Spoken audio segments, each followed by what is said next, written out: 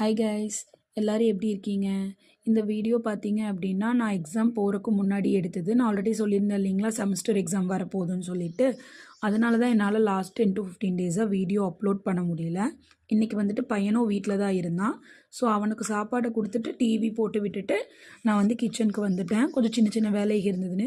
இந்த புதினா செடி பார்த்தீங்க அப்படின்னா, லாஸ்ட் வீக் வந்துட்டு நான் புதினா வாங்கிட்டு வந்துட்டு அதோட காம்பை மட்டும் எடுத்து மணி பிளான்ட்டோட தண்ணி பாட்டிலில் வந்துட்டு ஸ்டோர் பண்ணி வச்சுருந்தேன்.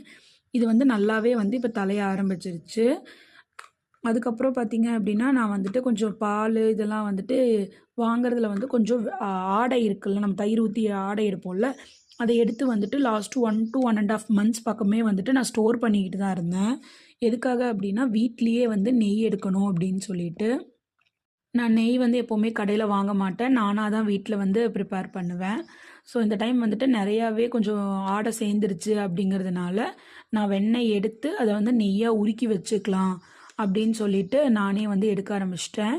லாஸ்ட் டைம் வந்து எடுத்தப்பவும் கொஞ்சமாக தான் வந்து வெண்ணெய் சேர்ந்துருந்தது. அதை மட்டும் நான் எடுத்து தனியாக ஸ்டோர் பண்ணி வச்சுருந்தேன். அது இல்லாமல் ஆடை வந்து தினமும் எடுக்கிறதுல வந்து ஸ்டோர் பண்ணி வச்சுட்டே இருந்தேன்.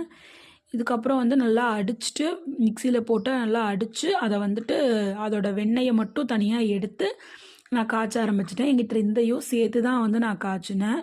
ஒரு கொஞ்ச நேரத்துலேயே வந்து நல்லா நெய் வந்து நல்ல நெய் கன்சிஸ்டன்சிக்கு வந்துருச்சு. பார்த்திங்கனாலே உங்களுக்கு நல்லா தெரியும். இதுக்கப்புறம் இதை வந்துட்டு ஃபில்டர் பண்ணி பாட்டிலில் ஸ்டோர் பண்ணி நம்ம எவ்வளோ நாள் வேணாலும் யூஸ் பண்ணலாம். பாய்.